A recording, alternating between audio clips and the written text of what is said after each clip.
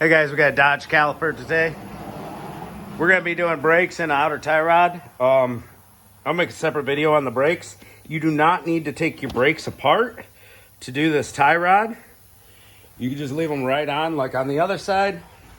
If you cut the wheel, you want to cut the wheel so the tie rod is fully extended, and that'll give you more room. So you don't need to take the brakes off, but I already took the brakes apart because I'm doing them anyways. And we're gonna go ahead and just get down to it.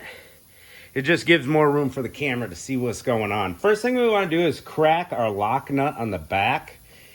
Now that's gonna be a 22 millimeter. I did spray it down with PB Blaster. Wire brushing helps too.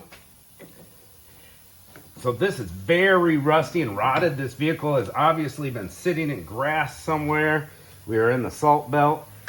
We're gonna go ahead and tighten this, which means we're gonna loosen it, which means we're turning clockwise. So I got a pipe on my wrench. There we go, it cracked free. Woo! It was on there tight. Thought I was gonna have to bust feet out for a second. I'm gonna give it about a quarter turn backwards. There we go, it's nice and loose now, I like it. Cool.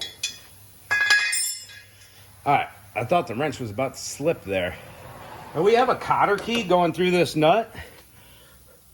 See that? Those little tails, we need to straighten them and pull it through. But you see how rotted this one is? So the easiest way to do this, because we're changing the outer tie rod, is just to take these little tails and just bend them back and forth until they snap. This one, it just cut right off. It just broke apart. So now we're going to take our 18 millimeter socket, put it over the nut, and hammer it on.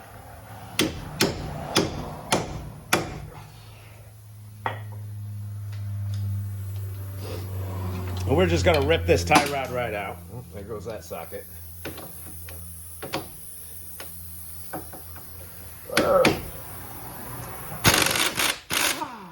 There we go. Now our nut's out of there. I have to hammer that nut out of my socket later. Now we're gonna grab our hammer and we're gonna hit right here on the steering knuckle, and that's gonna loosen that tie rod.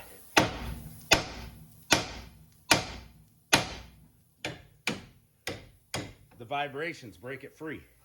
Pretty sick, huh? All right, now we pull it out. It doesn't want to come out all the way. Might be getting caught on a tail of the cotter key. And just give it a smack. And let's start loosening our tie rod. And it's not gonna go. So we got these flat spots. Woo! We got these flat spots on this tie rod. A little smaller than 22.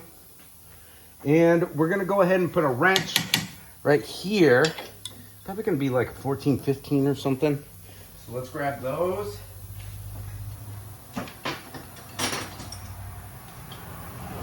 Let's try the 14. 14's too loose, actually. Must be a 13. And we'll grab a 21. 21's still a little loose, but it'll get the job done.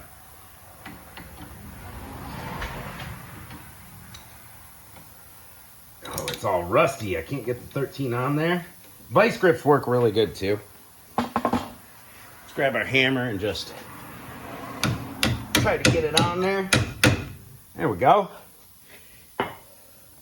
Take this 21 that's a little loose and start turning this tie rod. There we go, it's going.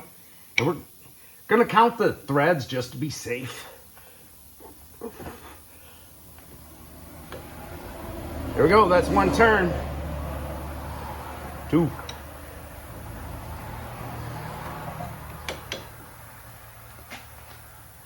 It's gonna get easier as we go.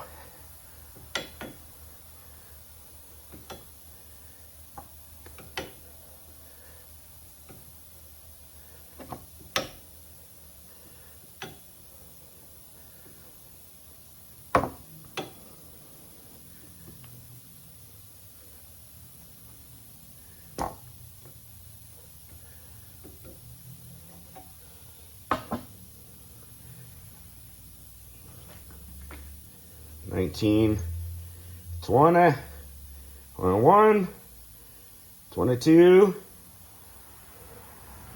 23, 23. All right, we got 23 turns. All right, let's grab our new tie rod. All right, and these tie rods are going to be universal. Left and right side are exactly the same. That's not always the case, but on this one, it is. And we got moved lifetime warranty tie rods.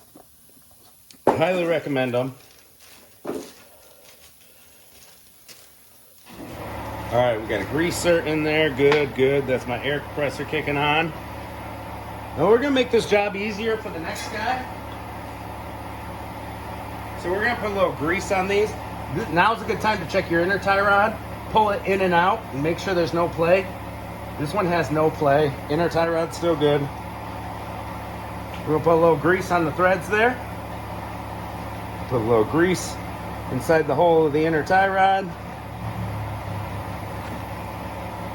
And we're gonna go our 23 turns. Make sure it starts.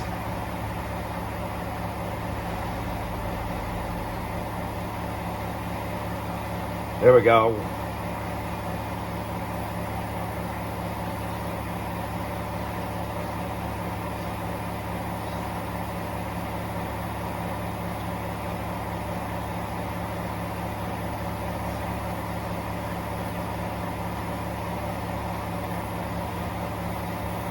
There we go. There's our 23 turns right there. We want to match up our other tie rod now and make sure they're the exact same length. Eyeball it a little. It's going to be center of the stud to the end of the tie rod.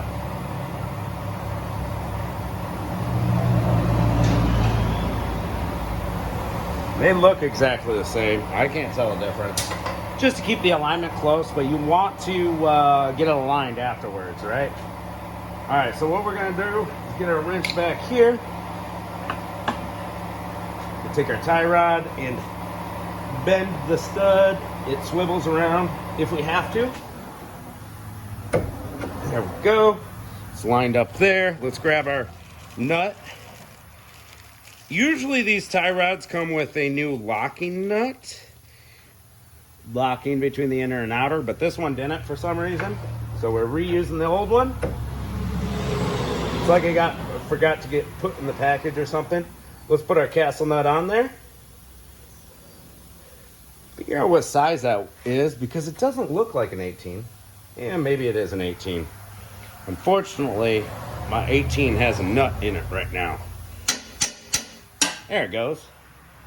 Just a few smacks will get it. All right. Now there should be a torque spec on these outer tie rods. I'm gonna have to boot up my computer and see what that is. I should have put the greaser in first because now we're gonna be putting it in upside down.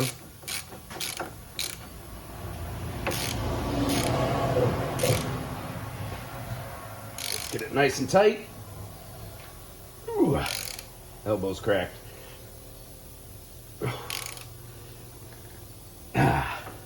Nice and tight. Now, oh, we're right on the hole. We lined right up with it. Sorry about the wiggly camera. I'm setting my tools down. That's pretty tight. And then we're going to put our counter key through. I'm going to get my torque spec and then tighten it down. But you put your counter key through and bend the tails. And now we've got our 22 millimeter wrench. We're gonna put it on that locking nut and we're gonna turn that locking nut counterclockwise, which is gonna tighten the two tie rod ends together. Nice and tight. There we go.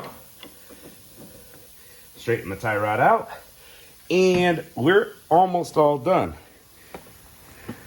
We're gonna grab our, if you bought a cheap tie rod, you're not gonna have a Zerk fitting. We're gonna grab our Zerk fitting. It looks like a 7 millimeter.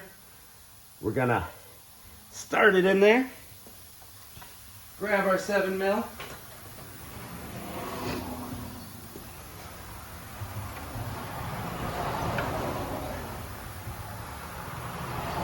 tighten that Zerk fitting down. There we go, grab our grease gun.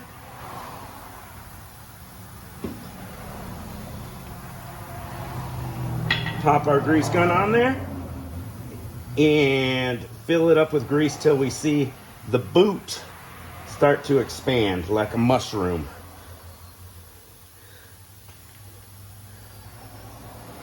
There we go. A couple more squirts. It's a little tight, a little bouncy, just how we want it. And there we go. That's how you do your tie rod, guys, on a Dodge caliper. Super simple stuff. See you later.